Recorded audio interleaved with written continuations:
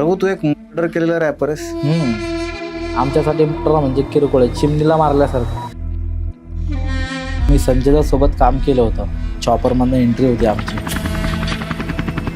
म्हणजे माझी आई पण अशी टापटीप होती, अरे गुन्हेगार टाईपमध्ये लँग्वेज होती. अरे बस खाली चल. 2012ला माझी आई ज्यावेळेस वारली ना, त्यावेळेस मला साथ देणारं कोण नव्हतं. बिल्डिंग जिना वगैरे असतो ते खाली, त्यामध्ये खाली वगैरे झोपायचो आम्ही.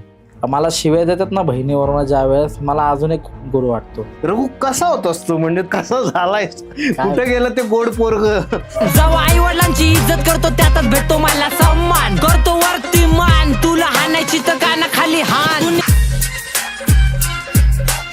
शिव्यांचं एखादं रॅप बनवलं तर साधारण एखादा रॅपर किती कमवतो? जर नॉर्मली जरी गाणं केलं, त्याला मिलियन जरी व्ह्यूज गेले, नाही म्हणत करू शकतो आपण. 4 जण नाही 5 जण मध्ये होतो. डायरेक्ट आम्ही त्याला खलास केला पाहिजे जागेवरती. जेव्हा तो एखाद्याला मारतो असं नाही वाटलं की त्याच्या घरचे पण असतील? जिथं आम्ही 2 महिने राहिलो ना, त्याच गावात आमची मिरवणूक काढत नेली आम्हाला. कसं असतं रघु जेल मधलं आयुष्य? ते म्हणजे आपण म्हणतो ना, एक येरोडा सेंट्रल जेल, तर खतरनाक अंडा सेल.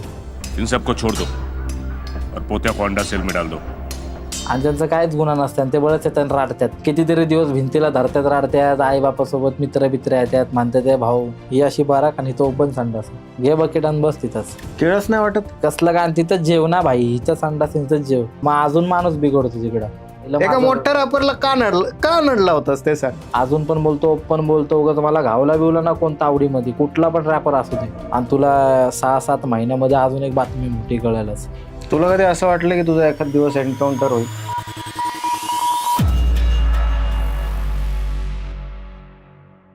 एखाद्या माणसामध्ये किती किडे आणि किती मस्ती असावी, म्हणजे माझं ना खरं तर चांगलं चाललंय, म्हणजे मी जरा चांगले पॉडकास्ट पण सध्या करतोय असं मला वाटतंय. पण एवढी खाज आहे माझ्यामध्ये की आज थेट मी एका म्हणजे गुन्हेगार ज्याला आपण म्हणतो किंवा गँगस्टर ज्याला आपण म्हणतो अशा एका कॅटेगरीला बोलवलंय. बरं, ही कॅटेगरी रॅप करते आणि मोठ्या मोठ्या रॅपर्सला नडते. कदाचित तुम्ही बघून त्याला ओळखाल, कारण की काही वर्षांपूर्वी मी त्याला जेव्हा भेटलो होतो, एक टीन मधलं कोवळं असं गोंडस पोरग होतं. मला म्हटलं होतं दादा मला रॅप करायचं, आणि आज जेव्हा मी त्याला बघतोय एकदम से वक्त बदल गया, जज्बात बदल गए. सो आज आपल्याकडे आलेला आहे एक माझा जुना मित्र, ज्याचं नाव आहे रघु. रघु, मजा आली? काय झालंय हे, कुठं गेलं ते गोड पोरग, कुठं गायब झालं, काय झालं? एकदम एकदम इतकं का बदललं लॉकडाऊन नंतर? काय भाऊ, जरा वेगळे विजन झाले माझ्यासोबत, विषय पण झाले हाड नाही का. तर त्या गोष्टींमुळे नाही का भाई मला बदलावं लागलं. नाहीतर लोक मारून जातात ना भाई आपले, मग त्यामुळं आपल्याला नाही का आपण लोकांची मारायची आता, त्यामुळं बदलावं लागलं भाई नाही का. मला परिस्थिती पण आपली तशीच होती नाही का, त्यामुळं भाऊ सगळं सोडली दुनियादारी, कामाकडे लक्ष दिलं जरा. मला आठवतं आपण भेटलो होतो, तुझं शूट झालं होतं तेव्हा तुला रॅप करायचे होते. तू एक रॅप पण मला ऐकवलं पण होतं, तिकडे एक रॅप पण ऐकवलं होतं. काय चेंज झाला आणि एकदम तुझ्याकडे एकदम फॅन फॉलोइंग आलं, मुलं तुझे फॅन झाले, काय झालं? आपण गाणे पण तसे दिले ना, टॉपिक पण आपले तसे हाड होते पहिल्यासारखे. कुठलं गाणं होतं? पहिलं गाणं सगळ्यात पहिलं रगील गाणं होतं आपलं, ज्या आपण एकाला डिस वगैरे केलं होतं. आणि मग त्याच्यानंतर आपण एक गाणं केलं. डिस म्हणजे काय? ब्रेकअप? डिस म्हणजे आता भाऊ कसं बोलू डायरेक्टली, एकाची घेतली होती भाई आपण गाण्यामध्ये. अच्छा. मग त्याच्यानंतर दुसरं आपण गाणं केलं येड म्हणून, मग ते गाणं आपलं व्हायरल झालं. ते गाणं, मग ते गाणं चांगलं फटे व्हायरल झालं भाई. 2022ला गाणं टाकलं होतं ते मी, मला अजून आठवतंय 22लाच टाकलं होतं वाटतं. 23 पर्यंत भरपूर व्हायरल झालं ते. 24ला मी एक ऑडिओ टाकला, म्हणजे अल्बम येणार होतं, त्यातलं एक लीक झालं. मी संजय सोबत काम केलं होतं. माझे विजन होते माझे की बॉलिवूडमध्ये एखाद्या आर्टिस्टला असा घ्यावा, एकच घ्यावा, पण तो पण अशा टॉपच्याला घ्यावा जो येरोडामध्ये राहून आला. आणि तू स्वतः म्हणजे त्याला तुझ्या गाण्यात घेतलं? मी भरपूर ठिकाणी अशी मदत मागितली स्पॉन्सरशिपसाठी, मला नाही भेटली. तर मी केलं कशी तर जुगाड वगैरे, पैसे लेबल वगैरे करणं, त्यांना म्हणलं रिक्वेस्ट केलं, मला नका देऊ म्हणलं, काय फक्त एका गाण्यासाठी त्याला घ्या म्हणलं, 10 सेकंदाचा रोल आहे म्हणलं. आणि मी घेतलं त्याला गाण्यामध्ये. कुणाच्या गांडीत दम नव्हता भाई त्यावेळेस तसल्या व्यक्तीला घ्यायचं. बॉलिवूडवाले घाबरतात त्याला घ्यायला. मी त्यासोबत काम केलं. मी त्याच्याकडनं शॉर्ट आउट व्हिडिओ घेतले, फोटो घेतले, भरपूर म्हणजे असं काम केलं. 10 सेकंदाचे हात वगैरे मिळवलं. चॉपरमधनं एंट्री होती आमची. मग त्यावेळेस कुणीतरी लीक केलं. मग त्यानंतर माझ्याकडनं अपघात झाला, आणि त्यानंतर मी तुला आज दिसतो 2026ला इथं. संजय दत्तने किती पैसे घेतले होते? आपण दिले होते त्यांना, सांगू नाही शकत असा अमाऊंट तर, कारण वेगळा विजन आहे नाही का. पण कोटींमध्ये होते, लाखांमध्ये असं नाही बोलू शकत मी, कारण मला पुढं पण कामं करायचे आहेत सगळ्यांसोबत. मग ते असं लगेच कळलं की अरे हे 50 CR घेतात, 200 CR घेतात एवढं, पण कसं असतंय कॉन्टॅक्ट महत्वाचे आहेत तसं. आता रॅपिंगचं वगैरे आपण बोलतोय, पण खूप महत्वाचा मुद्दा जो आता आपल्या व्हिडिओचा मुद्दा आहे तो आहे की एक काळ असा होता की तुझ्या 2-3 रॅपनी हादरवून टाकलेलं. हम्म. भले भले टेन्शन मध्ये आले होते की आता बाबा आपलं रॅप कसं चालणार, या लेवलला तू पोहोचला होता. बरोबर. आणि एक काळ असा स्विच झाला आणि तू डायरेक्ट गायब झाला. तुझ्या मधल्या काळात नक्की काय झालं? मी असं ऐकलंय तू मधल्या काळात काहीतरी गुन्हेगारीच्या कुठल्या तरी याच्यामध्ये जेलमध्ये गेलास वगैरे काहीतरी, तर जरा त्याच्याबद्दल सांग, काय होतं तो त्या पॅच बद्दल सांग जरा. आता ते लोकांना माहितीच नव्हतं की घडलं काय नेमका. बरं झालं तुझं टॉपिक वरती आला, की ज्या वेळेस मी गाणं टाकलं, माझं पहिलं गाणं रगील, दुसरं गाणं येड आणि तिसरं गाणं रघुभाई. माझं स्वतःचं नाव रघु, तुला सांगितलं, तुला तर माहिती आहे. रघुभाई गाणं टाकलं, त्यामध्ये मी संजय दत्तला घेतलं. हे 3 गाणे माझे ऑलरेडी, 2 गाणे मी माझे हिट गेले होते, तिसरं गाणं मला टाकायचं होतं अल्बम सोबत. हे माझं 14वं का 15वं गाणं होतं रघुभाई. कुणीतरी केलं लीक म्हणजे डायरेक्टली अपलोड केलं. तू बघू शकतो युट्यूबला आहे, तू कधी पण बघ, 2 वर्ष अगोदर हे गाणं लीक झाले. आणि मी पण त्याच दिवशी ते गाणं टाकलं. माझ्या अल्बम मधलं 14वं गाणं होतं, त्या लय मोठं होतं, बिग बजेट, माझे पूर्ण व्हिडिओ रेडी होते, फक्त मला टाकायचं होतं. जसं ते गाणं लीक झालं ना, मला मॅनेजरचा फोन आला, माझ्या मॅनेजरचा नाही, संजय दत्तच्या मॅनेजरचा मला फोन आला. मला म्हणाले की तुम्ही एवढ्या घाणेरड्या शिव्या बिव्या दिल्या गाण्यामध्ये आणि तुम्ही सरांना घेतलं, त्यामध्ये तुम्ही मला सांगितलं का नाही? कारण आम्ही त्यांना काय सांगितलं होतं की आम्हाला फक्त 10 सेकंदासाठी ते हवेत, पण त्यांना कशासाठी आम्ही सांगितलं, आम्ही एक वेबसिरीज करतोय, त्या वेबसिरीजसाठी ते आम्हाला हवेत. मग त्यांच्या मॅनेजरचा मला फोन आला की तुम्ही अशा गाण्यांमध्ये त्यांना का घेतला, एवढ्या शिव्या गाण्यामध्ये तुम्ही त्यांना कसं काय घेऊ शकता? ते गाणं लीक झालं, तुम्ही डिलीट करा. मी म्हणलं मी डिलीट करत नाही, माझं लीक झालं. मी टेन्शनमध्ये ऑलरेडी, लीक कुणी केलं? आम्ही सायबर कॅफेमध्ये गेलो, त्याचं डिटेल वगैरे काढले, मला घावला तो. तरी पण आम्ही त्याला पर्सनल मॅसेज नाही, कॉल केलं. मी म्हणलं भाऊ त्याला सांग ते डिलीट करायला, नाहीतर मी लय येडा आहे, मी उगाच काहीतरी करत. त्यांनी हलक्यात घेतलं आपल्याला. पण मग तू संजय दत्तला फसवलंस का? वेब सिरीज करतो असं मी फसवल्यासारखं तर नाही बोलू शकत, पण मला लेबलवाले बोलले होते की तू असं कर, असे नाही येणार ते, एक वेबसिरीज करतोय असं दाखव, त्यांना बोलव, त्यांचे पेमेंट करू आणि त्यांना आपण काम करून घेऊ. मग मी ते शॉर्ट आउट पण टाकला होता, तू रीलला बघू शकतो ना का, ये स्वतः रघुभाई सेटवर म्हणून मी टाकला होता. मग ते लोकांना काय वाटलं की नाही का मी गाणं टाकतच नाहीये, पण माझ्यासोबत ज्यावेळेस लीक झालं, मला फोन जेव्हा यायला लागले, मी लय येडा झालो. मग मी एवढा चक्रीत होतो, माझ्यासोबत माझे हुडवाले सगळे येडे होते. मग आम्ही त्याला बोललो होतो, तर अधिकार ऐकला नाही, तो फोन बिन बंद करत होता. मग आम्ही त्याला घरात न उचलला. 7-8 जण त्याच्या इथले जाऊ दे म्हणत होते. त्याला मी म्हणलं ते डिलीट कर. तो मला बोलला नाही करत, तुझ्या गांडीत जे काय करायचं कर, तुझ्या गांडीत दम असेल तर पर्सनल भेट 1 to 1 करू म्हणला. ठीक आहे म्हणलं, आम्ही जातो म्हणलं. मग माझं काय माहिती डोकं काय फिसकलं, त्याने आई बहिणीवर शिव्या दिल्यात. माझे जे नंबरकार आहेत, आम्ही 4 जण नाही 5 जण मध्ये होतो. डायरेक्ट आम्ही त्याला खलास केला भाई जागेवरती. त्याला 1 to 1 कर म्हणलं ना, तिथंच आम्ही डायरेक्ट घातल्या त्याला. न्यूज व्हायरल आहे भाई. आणि पब्लिक नाही बघत नाही का भाई, समजतं ना पब्लिकला काय पाहिजे, DHHचे बोल, मग ते रीलवाले नाही का, म्हणजे त्यांना कसे न्यूज पाहिजे, हिपहॉपचे न्यूज पाहिजे. हे तुम्ही कधी बघा ना, पोलीसनामा बघा, लोकमत बघा, तुम्ही मराठी न्यूज बघा, तुम्हाला कळेल की काय चालू काय नाही. त्यावेळेस आम्ही तिथं त्याला डायरेक्टली खलास केला. 3 जण होतो, आम्ही जेलला गेलो. 2 अल्पवयीन होते माझ्यासोबत, ते आता सुटले, ते माझ्यासोबतच असतात, सोबतच फिरतात. आणि आम्ही असं मोकळं फिरतच नाही का, काय ना काहीतरी घेऊनच फिरतो, कारण आमच्या पण जीवाला धोका आहे ना. आम्हाला असं वाटलं ना की एवढे बघतोय, एवढे वाचतोय, काहीतरी करायच्या हिशोबाने, मग आम्ही घालवल त्याला, पण परत जाईल.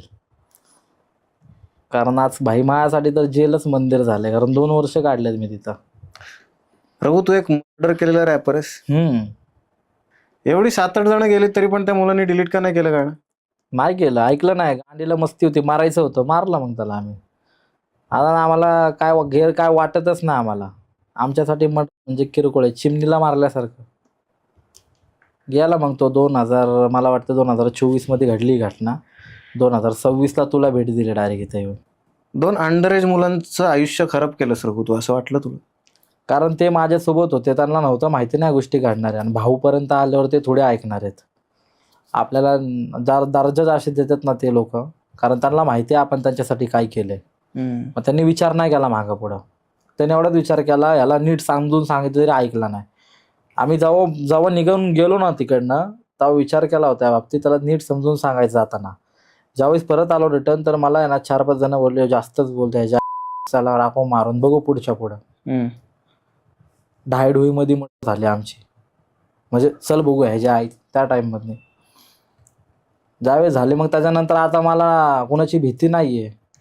पण नाही, मी त्या 2 मुलांबद्दल परत विचारतो तुला, की ते 2 मुलांबद्दल तुला असं गिल्ट वाटलं की यायला यांचं आयुष्य मी चांगलं नाही यार, 2 महिन्यात सुटले ना भाऊ ते.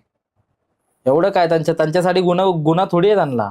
18 नंतर गुन्हे लागतात, हे सगळे माप आहेत अल्पवयीन लोकांना. पण त्यांच्या डोक्यात तर आता तेच आहेत, म्हणजे डोक्यामध्ये आता हेच की भाऊ आता काय बोलला, की भावाला कोणी काय बोललं की आपण करायची गेम डायरेक्टली. आयुष्य खराब नाही केलं मी भाऊ त्यांचं. मी ते शिकून वगैरे त्यांच्याकडनं त्यांना झालं, मोठं करणं असं काही. त्यांच्याकडनं झाली चुकी माहिती गोष्टीची नाही का. मग ते मला पस्तावतात ते असे पण, की यार नव्हतं केलं पाहिजे, पण आता या भानगडीत पडलं तर माघार नाही घ्यायची. आणि ते पण माझ्यासारखी एडीच्यात घेऊनच फिरतात सोबतच. आता ते पण म्हणजे आत्ता 18 वयाचे झालेत ते, पण लय एडेत भाऊ. आणि तुला 6-7 महिन्यामध्ये अजून एक बातमी मोठी कळेलच, गाणे टाकल्यावरच. आता अल्बम येईलच ना आपला, मग माझ्या येईल ऐकायला पण कळेल तुला, कारण मी रिअल टॉपिक वरतीच बोलणार आहे. एका मोठ्या रॅपरला का नडला होतास ते सांग, का मारामारी केली? माझ्यासाठी तर तो मोठा नाही भाऊ, कारण तो शिकला आपला. काय मोठा नाही सांगतो, चायला UK US ला त्याचे कॉन्सर्ट्स होतात. गुन्हेगार आहे का तो? गुन्हेगार असतो तर सांग ना मला. गुन्हेगार असेल तर माणसाला भेटत नाही विजा पिजा, तुला पण माहिती आहे. तो गुन्हेगार थोडी आहे, तो शाब्दिक आहे भाई. आपण शाब्दिक नाही भाई, त्याला पण माहिती आहे चांगल्या पद्धतीने. तो ज्या दिवशी धडकणार ना मला, तेव्हा त्याला दाखवणार भाई कोण आहे. आता 2000 मला वाटते 2020-21 मध्ये मला लास्ट माझी त्याची सायफर वगैरे झालती. मी त्याची आई तिने माझी नाही का, आमची तेव्हा तिथं फाटाफाटी झालती. त्यानंतर मी त्याला 2022-23 ला मारला. 22-23 ला मारला, भोंगळा करून मारला, व्हिडिओ व्हायरल केले त्याचे. त्या मोठ्या रॅपरला तू असं मोठा कुठला बोल, मोठा आहे भाई तो. व्ह्यूज नाही, मोठा आहे फक्त. व्ह्यूज तर कोण पण कमवू शकतो. आज मी पॉडकास्ट टाकला तुझ्यासोबत, मी पण व्ह्यूज कमवल, पण सत्य बोलून कमवल ना, फेक शीट नाही. तू US ला जाऊ दे, नंतर कुठं पण जाऊ दे, हे तर माझी पण ड्रीम होती. काय विषय नाही माहित भाई. आपण पुण्यात आपण सिटी आपली मोठी करू ना, कशाला ती सिटी मोठी करायची का? आपली पुणे एवढं चांगलं नाही का? माझं स्लम एवढं चांगलं नाही का भाई? वाद काय होता, पण कशामुळे भांडणं झाली होती? वाद माझ्या असंच म्हणजे म्हणतो सायफर वगैरे मध्ये वाद होतोच माझा प्रत्येकासोबत. मला घाण सवय होती फ्रीस्टाईल करायची. मी प्रत्येकाला लायकी बिकी काढायचो प्रत्येकाची, कारण तो एक आग असती ना भाई आतमध्ये नाही का, की बोलण्यानेच म्हणतो ना आपण, की बोलण्याने मोकळं होतंय मन. तर मी सायफर मध्ये त्याला जो दिसला ना मला, तर त्याला मी बोलायचो असं असं तसं तसं नाही का. आया बहिणीवरनं बोलायचो, तो मला बोलायचा, मी चांगल्या गोष्टी बोलायचो. पण त्या गोष्टीमध्ये नाही का एकमेकांना आम्ही डोक्यात ठेवला. आणि एक दिवशी असं झालं की तो मला अचानक, मी त्याला घावलो, तो मला घावला. तिकडं आम्ही एकमेकांना शिव्या दिला. आया बहिणीवरनं मला 10 जणांनी धरला, त्याला 10 जणांनी धरला. Picture shot. मग तो म्हणला जाऊ दे नाही का, याला एकटाच सांगतो. मी म्हणलं ठीक आहे, तुला मी एकटाच सांगतो. मग गाणं बिणं टाकल्यावरती जे मला शिव्या, थांब तू कुठे आहे, मी आलो, डिसबिस केलं का मला, हे ते. मग ये म्हणलं इकडं. मग मला वाटलं नाही का नाही येणार बिणार. आल्यावरती मग त्याला भाई मग जालवा दाखवलं नाही का. तू बाटाच्या चपला घालतोस का? नाही घालत. काय रे? त्याला मारला असता त्याच बाटाची.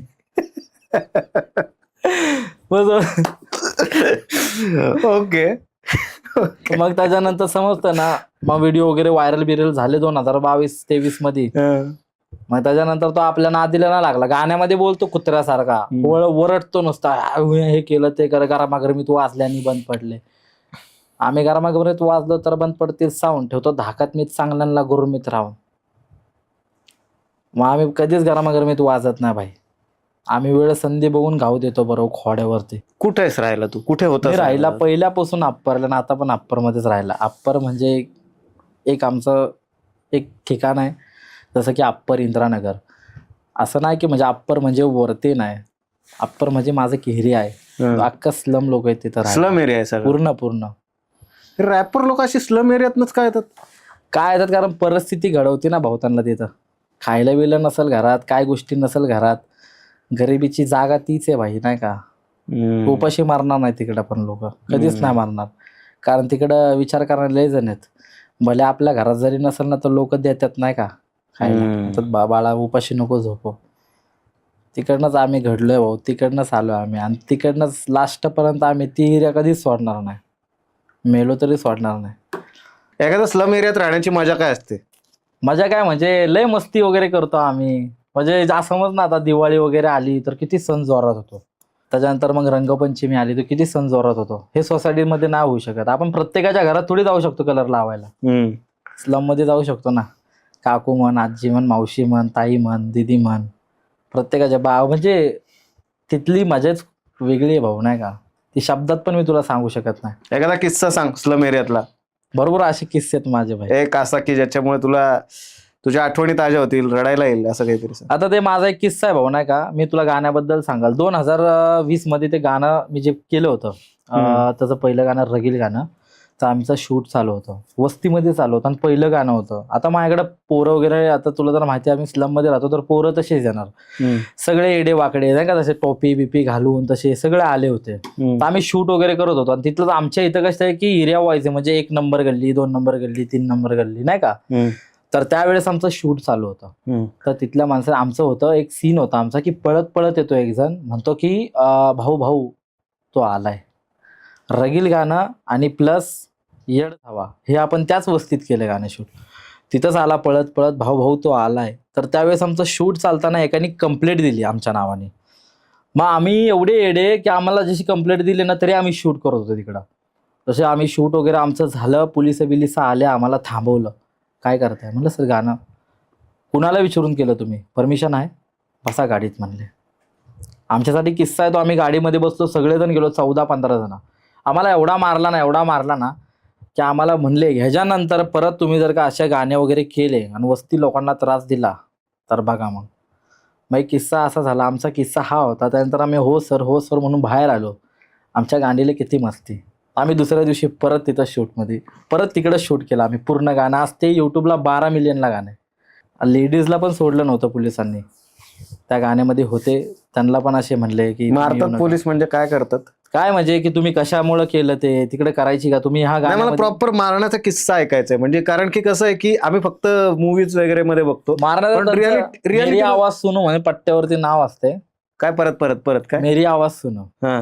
पट्ट्यावरती नाव असते. धमकवतात, शिवाय देतात आई बहिणीवरनं. हे तर मी काहीच देत नाही भाऊ. मी खुल्लं सांगतो डायरेक्टली. असल्या घाणरड्या शिवाय देतात, असल्या घाणरड्या कधी ऐकल्या ना भाऊ तर लोक येडे होतील. आपल्याला असं वाटतंय की हे पोलीस लोक शिवाय देतात तुम्हाला? असले घाणरडे शिवाय देतात. मारणार कमी तर असे कानातनं रक्त येईल एवढ्या घाणरड्या शिवाय देतात. हे आता तू रॅपर आहेस. मी बऱ्याचदा जसं मी ही गोष्ट ऑब्झर्व केली की बरेच रॅपर लोक ही स्लम एरियात येतात. बरोबर. तसं अजून एक गोष्ट ऑब्झर्व केली की शिव्या आपल्या मराठी भाषेत इतक्या छान छान ओव्या आहेत, पण तुम्हाला ओव्या नाही, तुम्हाला शिव्याच द्यायच्यात का? कारण आम्ही त्या ठिकाणी राहिलोय ना. मी तुला बोललो ना की आमची सुरुवातच अशी होती की भाड्या नासक्या उठकी लोकर, सकाळ झाली, जा तेवढं पाणी भरून आण. जायचं का ना बाथरूमला, तुझा बाप मारल होता, अशा विषय बोलतात. हा घरातली माझी आईच एवढी डेंजर शिवाय द्यायची ना मला. उठ लवकर, त्या भोकाच्या बिकाच्या बोलायची, उठ लवकर, जा तिला सोडून ये, बहिणीला शाळेत वगैरे सोडून ये. जायचंय का नाही. म्हणजे माझी आई पण अशी टापटीप होती यार, गुन्हेगार टाईपमध्ये लँग्वेज होती. अरे बस खाली चल. माणसांना पण अशी एकदम रागाने बोलायची. म्हणजे आता म्हणतो ना आपण एखाद्या असं मध्ये लेडीज वगैरे असे असतात की नाही का, असं नसतं की घरातलेच कामं करणार असते. आमच्या स्लम मधले डेंजर आहेत भाई. आई बहीण पण काढू शकतात, चपलीने पण मारू शकतात, झाडूने पण मारू शकतात त्याला. लेडीज मध्ये पण लय पॉवर आहे. तुझ्या आयुष्याची वाट लागायला कुठल्या वयापासून सुरुवात झाली असं वाटतं? कुठला एक इन्सिडेंट घडला ज्यानंतर तू असा रागीट झालास, असं वाटलं की सगळं ते गेलं? लोकांमुळे झालं, समाजामुळे झालं बाबा सगळं. एक तरी पण स्पेसिफिक प्रसंग. 2012ला माझी आई ज्या वेळेस वारली ना त्यावेळेस मला साथ देणारं कोण नव्हतं. फक्त बाप मला तिकडनं पैसे पाठवायचा. शाळा शिक्षण वगैरे करायची होती आम्हाला, आमच्याकडनं झाली नाही ती. कारण एवढी वाईट परिस्थिती होती, करायचं कसं, कुठं जायचं, शाळेत कोण घालणार.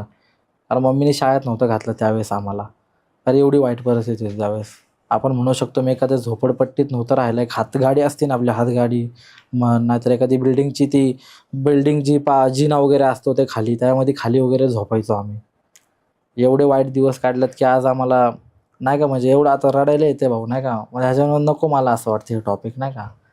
त्यामुळं आई वगैरे नसल्यामुळं ना मला नाही का कळलं नाही की काय करायचं काय नाही. तरी पण मी एक असं केलं की त्यांना शिक्षण वगैरे करायला लावली. आज माझी बहीण मस्त 10वी 11वी 12वी झाली बहिणीची, माझ्या भावाची शाळा वगैरे झाली.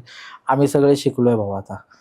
न एवढी परिस्थिती बॅड असताना तरी आम्ही शिक्षण केलं त्या गोष्टीसाठी. पण तुमच्या या सगळ्या बॅकग्राऊंडमुळे तुमची जी बहीण आहे हम्म. तिच्या लग्नात वगैरे अडथळे प्रॉब्लेम येतील. नाही येणार प्रॉब्लेम. कशावर? तेवढा पैसा कमवून ठेवलाय ना, पैशावरती खेळ आहे इथं.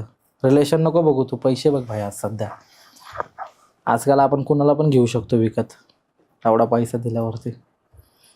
लग्न आपण असं करू ना बहिणीच्या तावामध्ये की लोक अख्खं गाव नाव काढलं पाहिजे असं करू.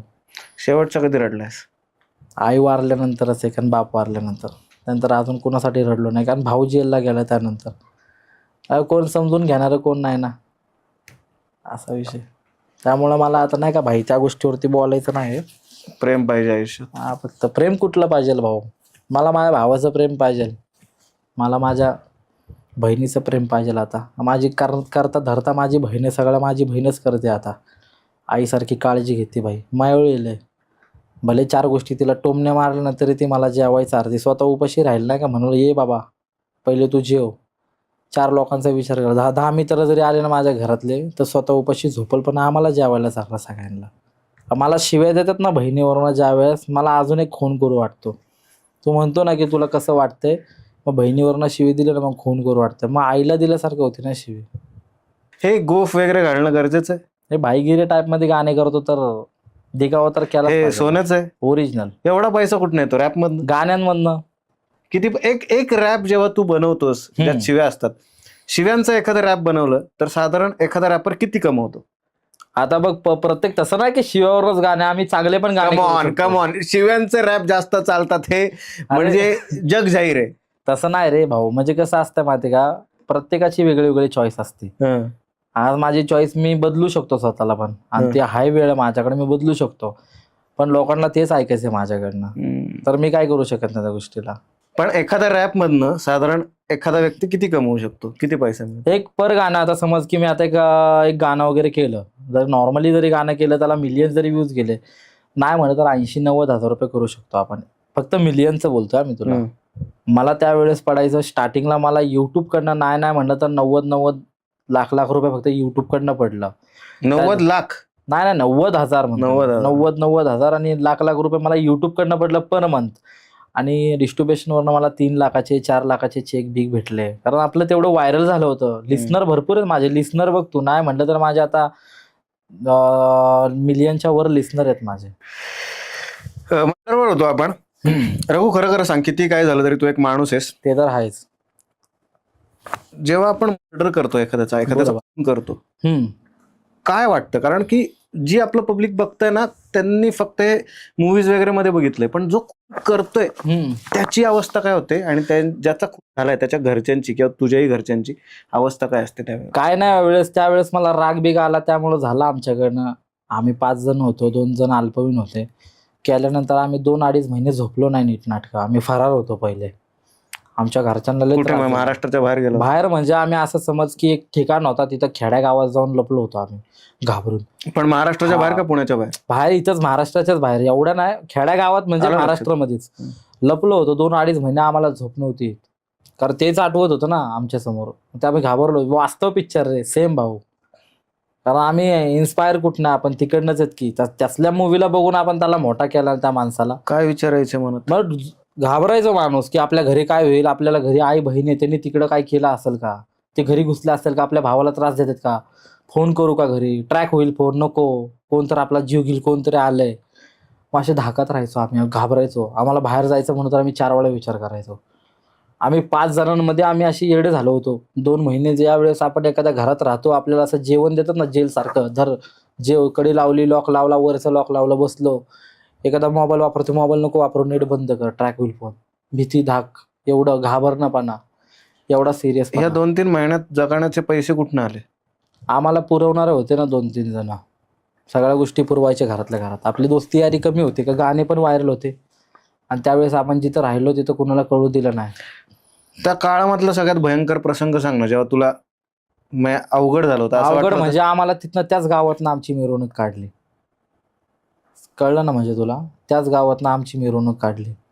2 जिथं महिने मर्डर केली तिथं नाही, जिथं आम्ही 2 महिने राहिलो ना त्याच गावातनं आमची मिरवणूक काढत नेली आम्हाला 5 जणांना. आणि त्या टायमाला आम्हाला कळलंच ना की काय करायचं काय नाही काय करायचं. आम्ही विचारात पडलो. 2 महिन्यांनी मिरवणूक. हा तिथंच काढली आमची मिरवणूक. म्हणजे म्हणतो ना आपण की चपलीने मारतात बिरतात, तसं नाही व्हायला. लाकडा बिकडानी मारतात डायरेक्टली, बांबू बिंबूने पाठीवर हातीवरती छातीवर बितीवर लाता बिता घालतात नाही का डायरेक्टली. किती जण होते आणि पोलीसवाले होते सगळे म्हणजे सगळे. मग मारताना मिरवणूक वगैरे काढून नेलं बिलं नाही का. मग आपल्याला चौकीत वगैरे बसवला. मला पत्ता नाव ॲड्रेस बिड्रेस फोटो बिटो ससून बिसून सगळं म्हणजे चेकअप वगैरे केलं सगळ्यांचं. मग आमचं लगेच डायरेक्टली इकडनं आम्हाला डायरेक्ट 2 दिवस असं म्हणजे लॉकअपला ठेवलं. मग तारीख वगैरे भेटली आम्हाला कोर्टातनं. मग डायरेक्टली आम्ही जेलला नाही गेलो. म्हणजे असतात म्हणजे त्याचे पण मामले प्रोसेस आहेत त्याचे पण. जेव्हा तू एखाद्याला मारतोस, एखाद्याचा मर्डर करतोस, तेव्हा काय विचार येतात मनात? असं नाही वाटलं की त्याच्या घरचे पण असतील, त्याला पण आई रागाच्या भरात झालं ना भाई. लय पहिल्यापासून लय राग होता भाई माझा. लय खाली पाडायचा प्रयत्न करायचे, नीचा दाखवायचे. का रागावर कंट्रोल नाही? नाही होत, कारण मी ज्या एरियात राहिलो ना तिथनं मला लय म्हणजे चिडचिडपणा आहे भाई. मला लय मोठं बनायचं होतं लाईफमध्ये, पण मला असे दाबत होते ना, मग मला ते सहन नाही झालं. माणसाला म्हणतो ना, किती माणूस एखादा म्हणजे आई वडील म्हण, फॅमिली म्हण, रिलेटिव्ह म्हण, किती प्रेशराईज करतात. म्हणतात की नाही तू हे नको करू, ते कर, हे कर, ते कर. मग ते पहिल्या अगोदर त्या गोष्टीचा आणि काय व्हायना झालंय आणि जे करायला चाललो 2-2 वर्षाची 1.5-1.5 वर्षाची जी मेहनत आहे, एवढं सगळं केलं आपण आणि ते करायला चाललो आणि हे दाबायला बघते ते असे करते ते लीक बिक करते ते. रागाच्या भरात कंट्रोलच नाही झाला मला. कसं असतं रघु जेलमधलं आयुष्य?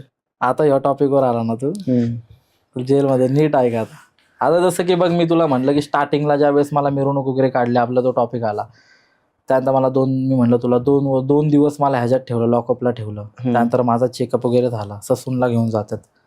माझ्या 3 जण मित्रांचा चेकअप वगैरे झाला.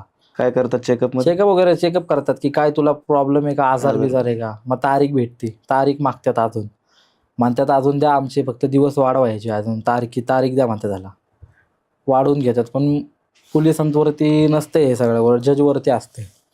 मग तारीख वगैरे दिली त्यांनी तर मग ठेवतात, परत तिथंच ठेवतात. फरसखाना म्हणून एक मोठा आहे भाऊ नाही का, तुला माहिती असेल का नाही माहिती नाही, पण लॉकअप म्हणून आहे, फेमस आहे.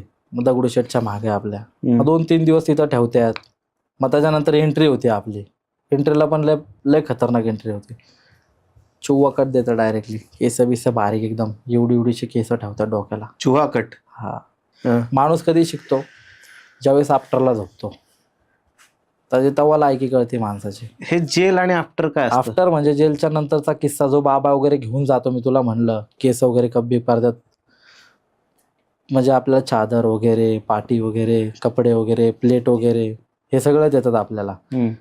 कटिंग वगैरे केली. मग आपल्या अजून एकदा चेकअप होते आतमध्ये पण, तुला आजारे बिजारे का, हे बी का, तुला कुठं जायचंय, तू कुठल्या ह्याच्यात आलाय, केसमध्ये आलाय. आपल्याला युटी म्हणून एक हे देतात. काय रे, युटीच ना रे? हा, युटी नंबर देतात. म्हणजे युटी नंबर म्हणजे बिल्ला असतो. माझा ज्या त्यावेळेस 50-13 होतं माझं. युटी नंबर असतो, तो बिल्ला असतो, तो बिल्ला खिशात घालायचा, असा ठेवायचा. कटिंग बिटिंग, जेलरचे कपडे देतात आपल्याला, पिक्चर शॉट कपडे वगैरे देतात, जे आलेत त्यांना. मग आपल्याला विचारतात तू जेलमध्ये कोण अपोजिट आहे का, मग आपण बोलणार माझं ह्याच्यासोबत आहे, त्याच्यासोबत हे ते. मग मी बी बोलणार की मला नाही का, मला एकट्याला, मला मी याड्यावणी करेल. मला माझी प्रत्येक वेळेस फाछडी होती ना. सर्कल एक माझं 2000, मला वाटतं 2016-17 पासून मी गुन्हेगार, म्हणजे तेव्हापासून गुन्हे करत आलोय. माझ्यावरती लय गुन्हे आहेत, लय गुन्हे आहेत. किती गुन्हे असतील आता मला नाही माहिती, पण आहेत माझ्यावर लय गुन्हे. तर ज्या पण सर्कलला पाडायचो ना मी, तिथं फाछडी करायचो, कुणाला पण मारायचो. तर मला तुला खोटं नाही सांगत, मला पेटीवर झोपून पण मारला आतमध्ये. पेटीवर झोपून? पेटी म्हणजे असते ते जेलमधले भाषा, एक पेटी म्हणजे. तर माझ्यावरती तेव्हापासून गुन्हे. तर माझी सर्कलला भांडण व्हायची ना प्रत्येकाच्या.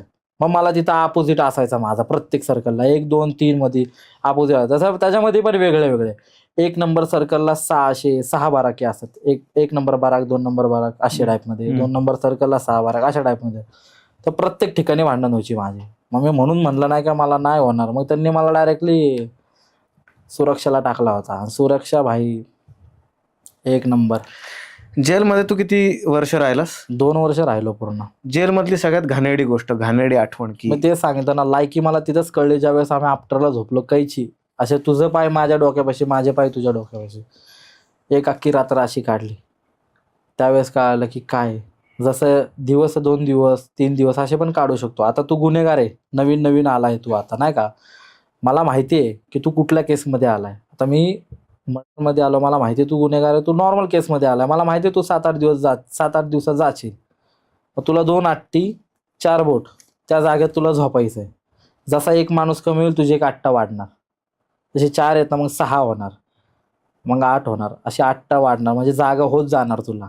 असं बघितलं ना एखादा व्यक्ती का रात्री अचानक असा उठला ना, असं झोपलं असा उठला नंतर असं बघतो ना, तर तुला असं ते एक चादर अशी अंगावर घेतात नाही का, घाबरल तो किस्सा बघून. किंवा एकच चादर सगळ्यांच्या अंगावर असते, एकदम सरळ असतात असे झोपलेले.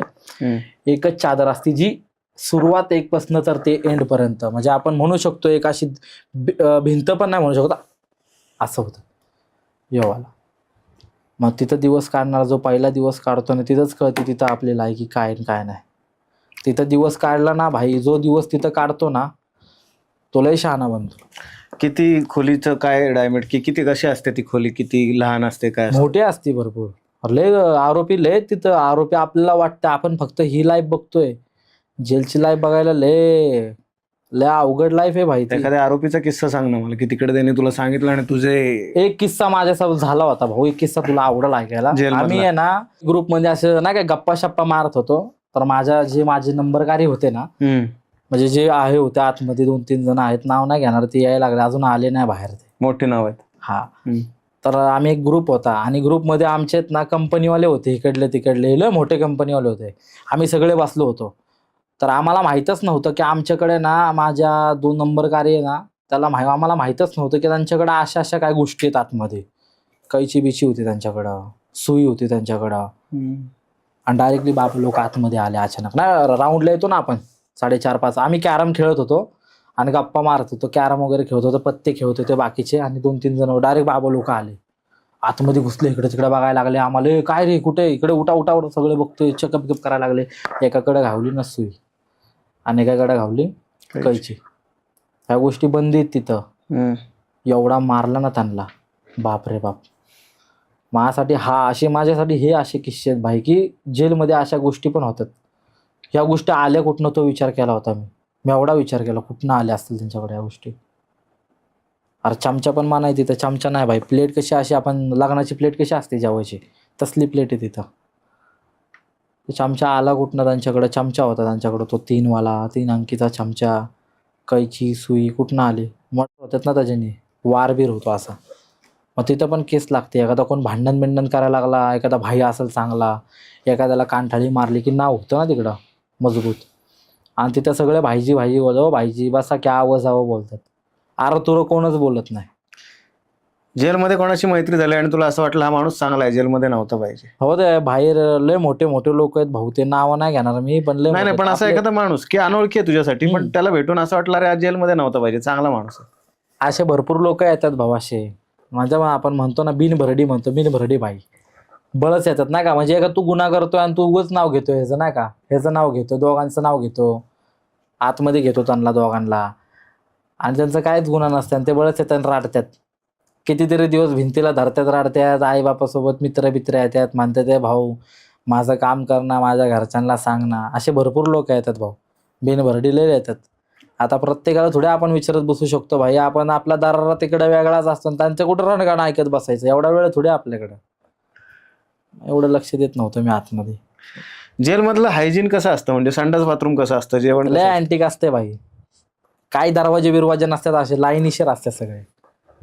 संडास बाथरूमला दरवाजे नसतात? दरवाजे नसतात संडास बाथरूमला. संडासला पण, टॉयलेट्स पण? पहिली सगळ्यात जेलच्या अगोदरची जिंदगी आहे ना, लॉकअपलाच कळते की जेल म्हणजे लॉकअप. तिथंच कळतं लॉकअपलाच कळतंय. दरवाजा नसतात अशा, किंवा ओपन संडास असतात. ही बराक असती, ही अशी बराक, आणि तो ओपन संडास. घे बकेट आणि बस तिथंच. किळस नाही वाटत कसलं काय, तिथंच जेव ना भाई, इथं संडास इथंच जेव. मग कशाला आपल्या शिक्षा का देतात ते? हे तर लायकी दाखवतात आपल्याला, चुकीचं करताय ना तुम्ही, मग चुकीच्या ठिकाणी राहा. मग अजून माणूस बिघडतो तिकडं.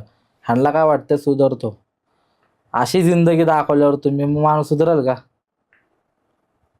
जेवण कसं असतं आणि जेलमधलं? अरे बापरे बाप, विचारूच नको.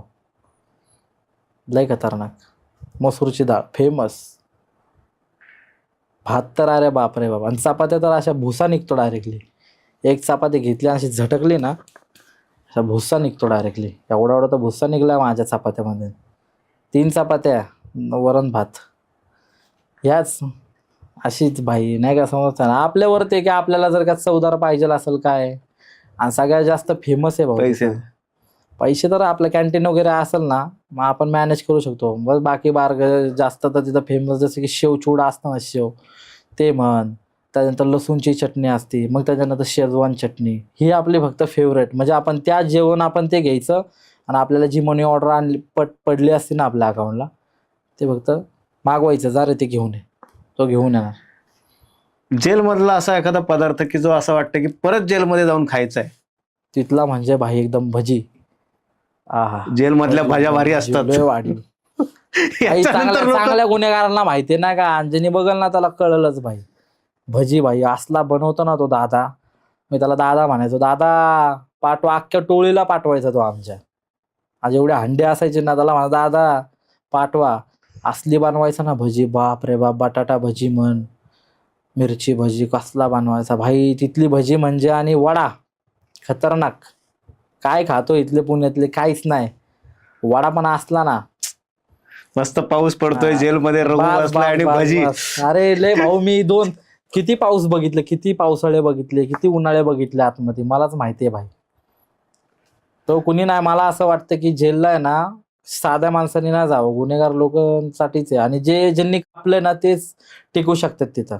नवीन व्यक्ती गेला की नाही होणार त्याकडनं, सण नाही होणार त्याला. काय काय लोकांना चक्कर येते, उलट्या होत्यात, जुलाबा होत्यात. काय काय लोकांना कळत नाही, सण नाही होत, आजारी पडतात. म्हणजे असे पोट दुखते. काय काय लोकांना तिथं आजार पण होतं, कावळी बिवळी होती त्यांना तिथं. सण नाही होत ना, तिथलं वातावरणच एवढं डेंजर असते ना, कसं सण होणार. आणि आपण तेवढं फेस केलंय तिथं, त्यामुळं आज आपण लय ढीठ आहे त्या गोष्टीमुळं. आणि 2 वर्ष आम्ही हसत काढले तिकडं. माझ्या भावासोबत म्हण, माझ्या फॅमिलीसोबत बोल. मी असं VC मुलाखत व्हायची ना आमची, तर हसून बोलायचो. फिजिकल मुलाखतला एकदम चिल राहायचो, टेन्शन नाही घेत कसं कशा. कारण माझा भाऊ मला कमीच पडू देत नव्हता कशाची.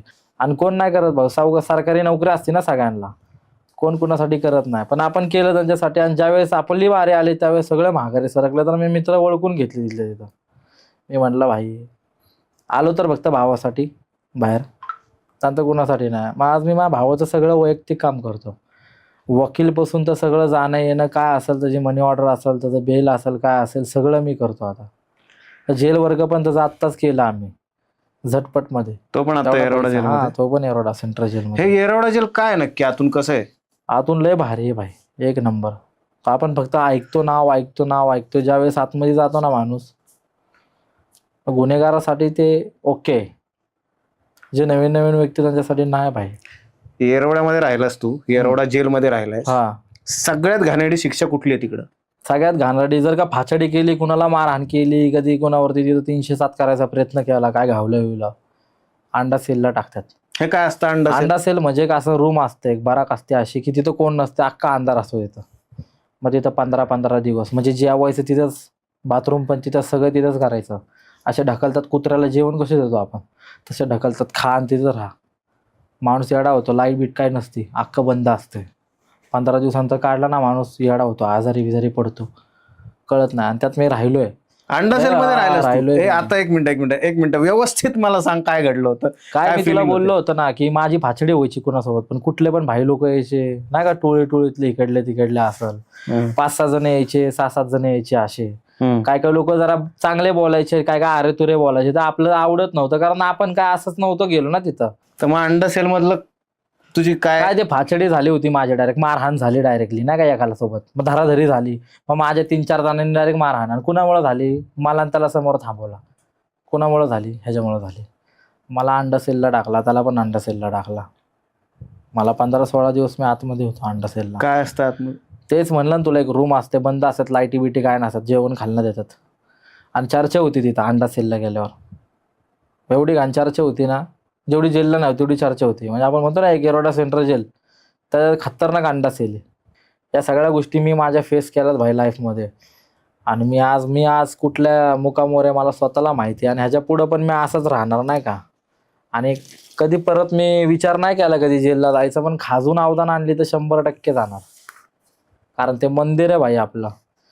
पाया पडतो मी गेल्या गेल्या तिकडं भाई. सुटताना पण पाया पडल्या आणि जाताना पण पाया पडल्या होत्या. जेलच्या अगर पहिल्या वेळेस थोडी आपलं मी बोललो ना तुला, माझ्यावरती ऑलरेडी पहिलं 2016-17 पासून केस आहेत माझ्या अंगावरती. मी अल्पवयीनमध्ये पण राहून आलो आहे बारक्या जेलला, आणि आता मोठ्या जेलला पण जाऊन आलो. तर मग मला काय वाटत नाही. आणि त्यावेळेस माझी शिक्षा माफ झाली होती. ज्यावेळेस 17 मी गेलो होतो, 17-16 मध्ये गेलो होतो ना अल्पवयीनला, 18ला पूर्ण क्लीन झाले होते माझे ते केस. 18 नंतर मग गुन्हे असे करत करत गेलो. गाण्याचे केस आहेत माझ्यावरती 2. पहिले माझं गाणं रगीलची केस आहे माझ्यावरती, येड जावाची केस आहे माझ्यावरती. काय वाटतं रघु, आता सिरियस थोडंसं गप्पा मारू. जेलमधून बाहेर आल्यावर आता काय वाटतंय? आणि आता फक्त एकच वाटतं भाई, गाणे करायचे चांगले, चालत राहायचं आयुष्यभर भाई. पुढं सुधारायचं नाही म्हणजे एक प्रकारे सुधरून नाही द्यायचं भाई स्वतःला. शांत नाही राहायचं, कांड करत राहायचं, पण व्यवस्थित भाई मॅनेज करा सगळ्या गोष्टी. या सगळ्या गुन्हेगारीमध्ये तुला जेवढं मला माहिती आहे, आज तुला शस्त्र बाळगावी लागतात. हा जेवढं मला माहिती आहे पण बरं. बाळगावी लागते तुला. हा सतत एका भीतीत जगावं लागतं असं वाटतं.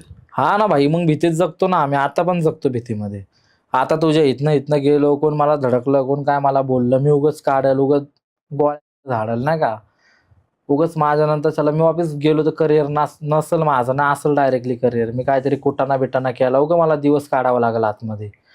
मग ते मला कुणी बोलायच्या अगोदर मी लोकांना हेच सांगतो की मला खिजवू नका बळच. मी आता आलोय ते व्यवस्थित राहू द्या. आणि माझं मी घाबरून जीवन जगतो भाई. आता पण मी 4 लोकांमध्ये बसलो ना तर कोण येते कोण नाही, मी हा विजन घेतो.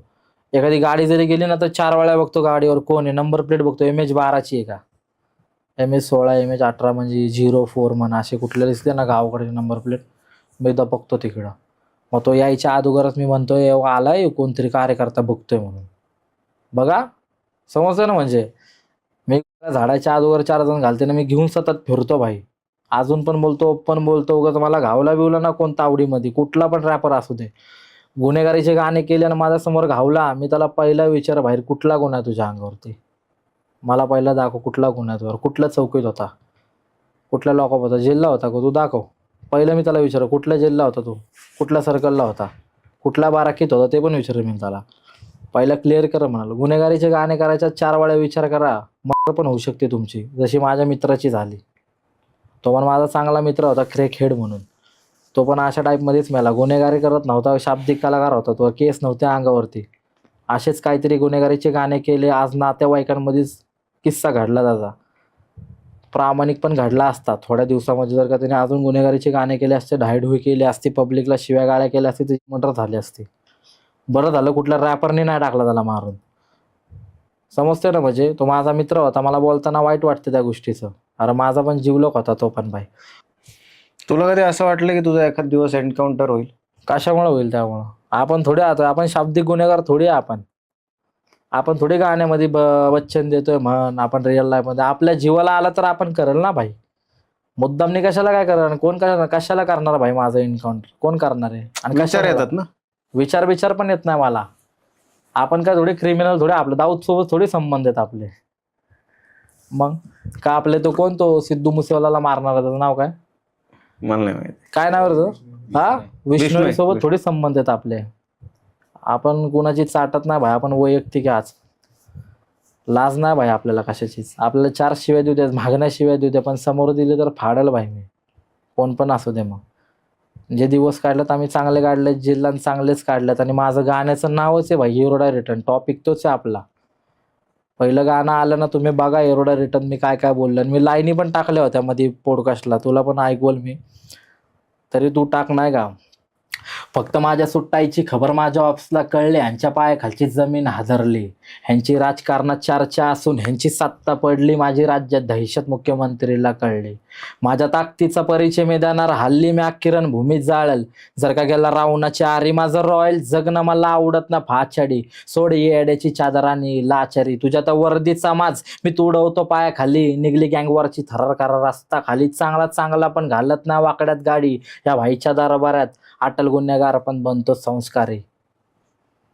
वा, समजतंय ना. मग रघु, संस्कारी बनायचं ठरवलंय का नाही? बघू आता पुढं, रघु बघू. तुझ्यासारखा एखादा माणूस घडावा असं वाटतंय का? असं कधीच वाटणार नाही तुला की माझ्यासारखं नकोच कोण, नाही का, मी एकटाच लय झालो. चांगली गोष्ट आहे, पण ते प्रत्येकाची चॉईस आहे ना भाई. आज माझी चॉईस आहे की मी हेच करणार.